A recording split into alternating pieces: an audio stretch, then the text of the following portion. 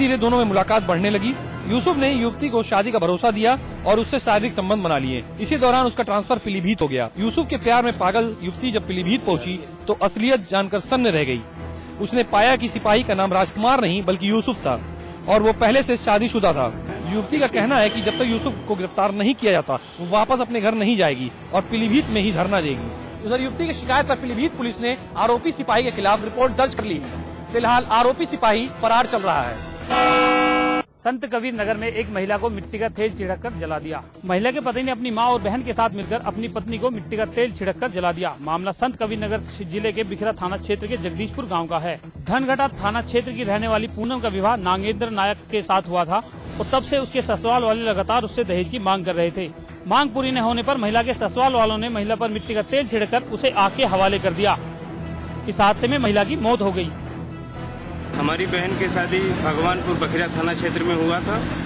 Police को कई बार कार्रवाई देने के बाद भी पुलिस लोगों ने अभी तक किसी को गिरफ्तार नहीं किया है। जब भी जाते हैं तो हमारी ही इन्वेस्टिगेशन करती है, वहाँ की कुछ करती नहीं है। इसके लिए बार बार दहेज के लिए उनको खदेड़ भी देते थे। पैसा न आने पर भी मारते पीटते भी थे। लड़की ने बयान दिया है कि उन लोगों ने दहेज के लिए जलाए थे। उसका डाइन डिक्लेरेशन हुआ है। डाइन डिक्लेरेशन उसकी आज जाती है। कौन कौन सही मुलजिम है इसके बाद गिरफ्तार कर लिए जाएंगे। हालांकि मरने से पहले महिला ने अपने फोन में वीडियो रिकॉर्डिंग कर अपनी मौत का राज खोल दिया है। इस वीडियो रिकॉर्डिंग में महिला ने अपने पति, सास और ननद को अपनी मौत का जिम्मेदार ठहराया है। गोरखपुर मासूम के ऊपर जुल्म के मामले में सेक्शन इंजीनियर की पत्नी को पुलिस ने गिरफ्तार कर लिया है। यहाँ घरेलू नौकर के रूप में काम कर रही थी। लड़की का परिवार बिहार का रहने वाला है। लड़की की मां के मुताबिक गरीबी के चलते उन्होंने लड़की को सेक्शन इंजीनियर के घर सौंप दिया था।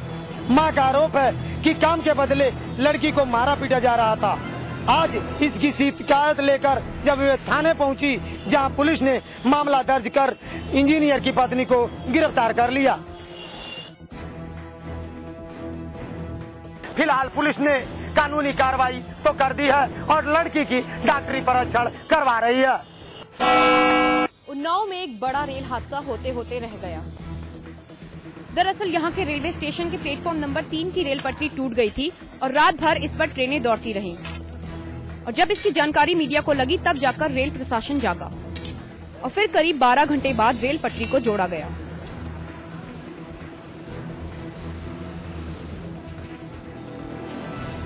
उन्नाव में रेल पटरी टूटने की ये पहली घटना नहीं है। इसके पहले भी कई बार पटरियां टूट चुकी हैं। आज सुबह बांदा में समाजवादी पार्टी की महिला नेता की गोली मार के हत्या कर दी गई। पारिवारिक विवाद की वजह से सपा की पूर्व जिलाध्यक्ष शेख हसीना की हत्या कर दी गई। हसीना की हत्या उसके ही देवर ने की। ये घटना गोयरा मुगली गांव की है, जहां हैंडपंप को लेकर हुए विवाद में हसीना के देवर सलीम ने हसीना को गोली मार दी। घटना की जानकारी मिलते ही पुलिस ने मौके पर पहुंचकर सलीम को गिरफ्तार कर लिया। लखनऊ में गौतम बुद्ध की मूर्ति तोड़े जाने मामले में हाईकोर्ट ने सरकार को तलब किया है। इलाहाबाद हाईकोर्ट की लखनऊ बेंच ने बुद्ध की मूर्ति तोड़ने के मामले में राज्य सरकार से जवाब मांगा है। कोर्ट ने राज्य सरकार को 29 अगस्त तक जवाब दाखिल करने को कहा है और ये बताने को कहा है कि इस मामले में सरकार ने अब तक क्या कार्रवाई की है और उसका पूरा ब्यौरा कोर्ट में सौंपने को कहा है। दरअसल 17 अगस्त को असम हिंसा को लेकर प्रदर्शनकारियों ने हंगामा किया और फिर बुद्ध की मूर्ति तोड़ दी। इस दौरान प्रदर्शनकारियों ने मीडिया पर भी हमला बोल दिया था और कई पत्रकारों को चोटें भी आई थी।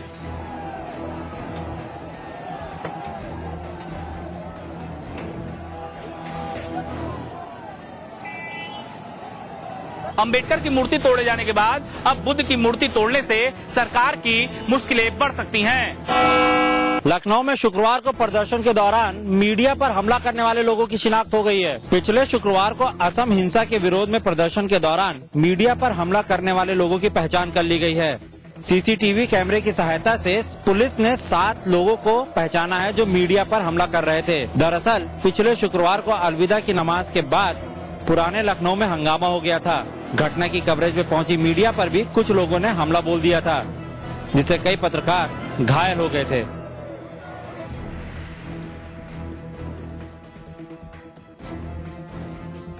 पुराने लखनऊ में 12 जगह सीसीटीवी कैमरे लगाए गए हैं, जिनकी मदद से पुलिस ने इन उपद्रवियों की पहचान की है। वाराणसी के भेलूपुर के शीतल लॉज में रह रहे दरोगा सुधीर उपाध्याय ने खुदकुशी की कोशिश की है। सुधीर नाम के इस दरोगा ने फांसी लगाकर अपनी जान देने की कोशिश की। इस घटना के बाद सुधीर को फिलहाल अस्पताल में भर्ती करा दिया गया है। उप निरीक्षक सुधीर मड़ुआडीह थाने में तैनात थे और इन दिनों वो लाइन हाजिर चल रहे थे। लाइन हाजिर होने के बाद से ही सुधीर तनाव में चल रहे थे। बताया जा रहा है कि सुधीर आए दिन नशे में भी धुत रहते थे। घटना के दिन भी सुधीर ने शराब पी रखी थी। नशे में धुत सुधीर ने फांसी लगाकर जान देने की कोशिश की।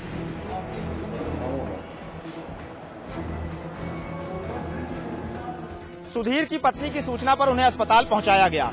फिलहाल सुधीर की हालत खतरे से बाहर बताई जा रही है। एशिया की सबसे बड़ी पैदल यात्रा नंदा देवी राजजात यात्रा को लेकर खींचतान शुरू हो गई है। 2013 में होने वाली नंदा देवी राजजात यात्रा में क्रूर सिद्ध पीठ की उपेक्षा किया जाना क्षेत्रवासियों को रास नहीं आ रहा है। घाट क्षेत्र के लोगों ने प्रशासन के खिलाफ जिलाधिकारी कार्यालय पर धरना प्रदर्शन किया।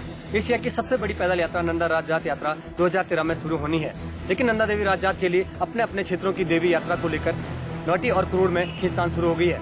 जो वर्तमान में जो शासन प्रशासन के द्वारा जो राजजात को जो स्वरूप दिया गया है, उसको नोटिस से ही ज्यादा उसको फोकस किया गया, तो इसलिए स्थानीय लोगों में ये बड़ा आक्रोश है। शासन प्रशासन के द्वारा जो इस बार की जो राजजात को जो स्वरूप दिया गया, इसमें ये लिखा गया कि क्रूर से मात्र डोली आती है और वो राजजात में शामिल होती है, तो इसका हम लोग विरोध कर रहे हैं, क्योंकि उपेक्षा क्रूर सिद्धपीठ की गई है। कुंभ की तर्ज पर होने वाली नंदा राजजात यात्रा पर सबकी निगाहें टिकी हैं। प्रशासन की तरफ से भी इस राजजात को काफी गंभीरता से लिया जा रहा है। मुजफ्फरनगर के काकड़ा इलाके का जिला पंचायत सचिवालय राम भरोसे चल रहा है। काकड़ा ग्राम पंचायत में नियुक्त अधिकारी और कर्मचारी नदारद रहते हैं। अधिकारियों की इस हरकत से ग्रामीणों में भारी नाराजगी है और इसी के चलते ग्रामीणों ने ग्राम पंचायत सचिवालय पर प्रदर्शन कर जिला अधिकारी के नाम एक ज्ञापन खंड विकास अधिकारी को सौंपा। दरअसल कई वर्षों पहले उत्तर प्रदेश सरकार द्वारा ग्रामीणों की समस्या के निराकरण के लिए ग्राम पंचायत सचिवालय बनाए गए थे। सचिवालय में हर रोज कर्मचारी लोगों की समस्याओं का निपटारा करते हैं। हम न्याय पंचायत सचिवालय में इसलिए इकट्ठा हुए हैं, यहाँ से बहुत सारी शिकायतें जा रही थी कि हमारे गांव में जो सचिवालय है उसमें जो अधिकारियों को बैठना होता है, उनके दिन निर्धारित होते हैं, लेकिन वो लोग यहाँ बैठते नहीं हैं। और जो शिकायतें उन्होंने की थी वो हमें यहाँ सही पाई गई हैं। यहाँ ना तो कोई अधिकारी था, ना कोई कर्मचारी था, ना कोई साफ सफाई थी, ना ही यहाँ अभिलेख मौजूद हैं, जबकि बकायदा यहाँ पर सूचना पट लगा हुआ है जिसपे सभी अधिकारियों के नाम, उनके दिन सब कुछ निश्चित होने चाहिए, लेकिन यहाँ पे कोई भी व्यवस्था नहीं है। हमारे पास कर्मचारियों की कमी है। 15 ग्राम विकास अधिकारी होने चाहिए, मेरे पास मात्र 4 है। ऐसी दिशा में पूरे में बैठ पाना रोज संभव नहीं है। सोमवार का दिन यहाँ निश्चित है, लोग बैठते हैं और रिकॉर्ड भी रखते हैं। सचिवालय में तैनात अधिकारियों और कर्मचारियों के नदारद रहने से ग्रामीणों को काफी परेशानियों का सामना करना पड़ रहा है। स्वास्थ्य विभाग की लापरवाही के चलते झांसी की जनता को काफी परेशानियों का सामना करना पड़ रहा है। कम बजट के कारण झांसी मेडिकल कॉलेज की एम्बुलेंस सेवा ठप पड़ी हुई है। एम्बुलेंस के लिए सिर्फ 53,000 का बजट दिया गया, जिसको लेकर अधिकारी असमंजस में हैं। ऐसे में एम्बुलेंस का संचालन ठप कर दिया गया है। मेडिकल कॉलेज में 3 एम्बुलेंस हैं, जो इस समय बजट की कमी के कारण एम्बुलेंस में डीजल उपलब्ध न होने के कारण बंद हैं। गाड़ी ज्यादा होने से और दूरी बढ़ जाने से हमारा खर्च ज्यादा बढ़ गया है। उसके लिए हमने कई बार लिखा भी है और रिमाइंडर भेजे हैं, तो अभी बजट आ गया है, लेकिन वो बजट सफिशिएंट नहीं है। अब उसमें अभी हम जैसे 3 गाड़ियां 8-8 घंटे चलवाते थे वहाँ पर 3 ड्राइवर, तो अब हमने ये किया है कि एक ही गाड़ी तेल डलवाते, एक ही गाड़ी रहती वहीं पर मौजूद। अब उससे यही फर्क पड़ता है कि जो गाड़ियाँ नहीं चलेंगी, अब जब बहुत दिनों तक खड़ी रहेंगी तो फिर वो जाम हो जाएंगे, खराब हो जाएंगे। ये है, और किसी प्रकार से मैनेज करते हुए हम काम चला रहे हैं। एम्बुलेंस सेवा बंद होने की वजह से मरीजों को, खासतौर से महिलाओं और दूर दराज के लोगों को काफी परेशानियों का सामना करना पड़ रहा है। उत्तरकाशी में बारिश ने गंगोत्री राष्ट्रीय राजमार्ग पर यात्रियों के लिए परेशानी खड़ी कर दी है। बारिश की वजह से पहाड़ी पर हो रहे भूस्खलन से नालू पानी के पास गंगोत्री राजमार्ग बंद हो गया है। राजमार्ग बंद होने की वजह से यात्रियों को काफी परेशानियों का सामना करना पड़ रहा है। भूस्खलन की वजह से सड़कें भी टूट गई हैं। ऐसे में गंगोत्री और यमुनोत्री यात्रा बाधित हो रही है।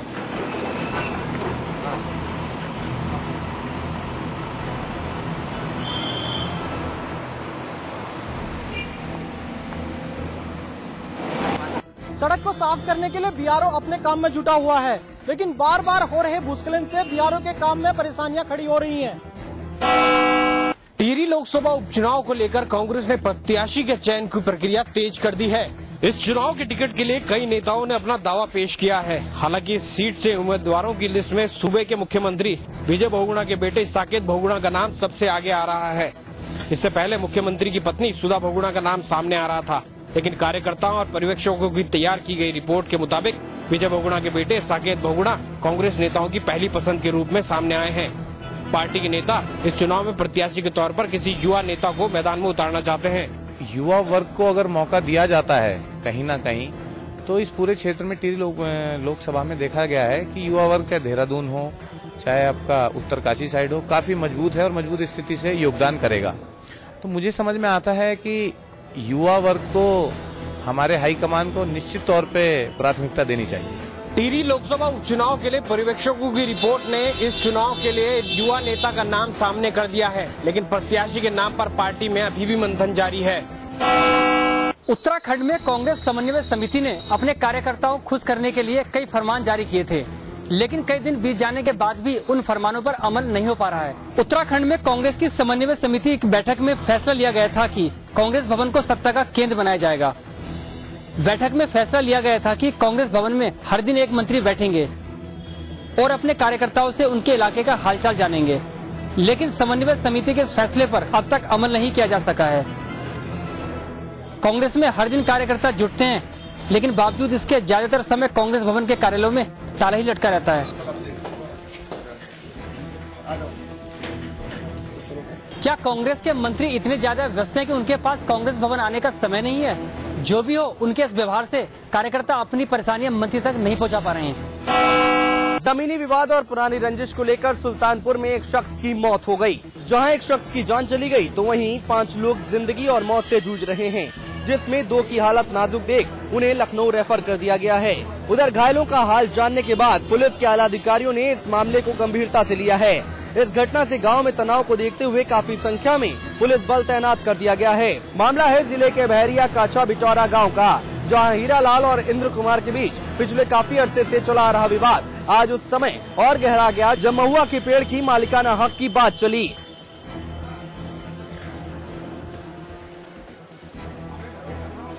पहले तू मैं और गाली गलौज से शुरू हुआ विवाद लाठी डंडों तक पहुंच गया और देखते ही देखते दोनों पक्ष आपस में भिड़ गए।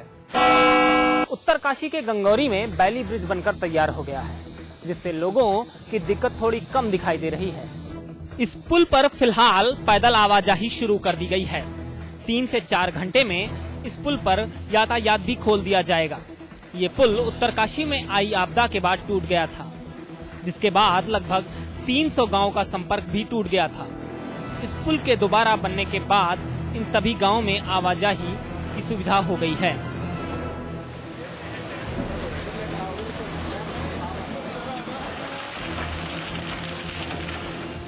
पुल टूट जाने से लोगों को जहां दिक्कतों का सामना करना पड़ा था, लेकिन अब पुल के बन जाने के बाद लोगों को राहत जरूर मिली है। विरोध प्रदर्शन के लिए हिंसा का रास्ता छोड़ अब लोग गांधीवादी तरीके अपनाने लगे हैं। गांधीगिरी का ये नया फार्मूला इस बार गाजियाबाद नगर निगम के सफाई कर्मचारियों ने अपनाया। गाजियाबाद नगर निगम के अधिकारियों की हठधर्मिता के चलते नगर निगम आज डंपिंग ग्राउंड बन गया। पिछले काफी दिनों से नगर निगम के वाहन चालक डंपिंग ग्राउंड की समस्या से जूझ रहे हैं। शहर के बाहरी हिस्सों में कूड़ा डालने की जगह भर जाने के कारण ये लोग नई जगह तलाशने या फिर पुरानी जगहों को साफ करने की मांग कर रहे थे। कोई ठोस कार्रवाई न होने पर इन लोगों ने गांधीगिरी का रास्ता अपनाया और शहर की सफाई करने के बाद सारा कूड़ा ट्रकों व ट्रालियों में भरकर नगर निगम कार्यालय पहुंचा दिया। महात्मा गांधी ने अहिंसा का रास्ता अपनाकर देश को आजाद करा दिया था। अब नगर निगम के अधिकारी इस गांधीगिरी को किस हद तक समझते हैं, ये वक्त बताएगा। अलीगढ़ में उस वक्त हड़कंप मच गया जब एक सरकारी डॉक्टर का बेटा गायब हो गया। अलीगढ़ थाना के वारासी क्षेत्र में एक सरकारी अस्पताल में कार्यरत डॉक्टर का बेटा लापता हो गया। जिस लड़के का अपहरण हुआ है उसका नाम राहुल बताया जा रहा है, जिसकी उम्र 22 साल है। राहुल MBBS फाइनल ईयर का छात्र है। दरअसल राहुल रात्रि के 11 बजे घर के बाहर सरकारी आवास के लॉन में टहलने निकला था, तभी से लापता है। रात को मेरा बेटा 10:30 बजे करीब खाना खा के टहलने बाहर निकला था, इसी पर मंदिर में टहल रहा था। और करीब 11 बजे रात तक यहाँ देखा भी गया बाउंड्री में, और 11:30 बजे मैं देखा, बहुत देर हो गया नहीं अंदर, मैं आके खोज रहा हूँ 11:30 बजे, तब से नहीं मिल रहा है बेटा। इनका लड़का मणिपाल से MBBS कर रहा था, जो इसका फाइनल रिजल्ट आ चुका है और एक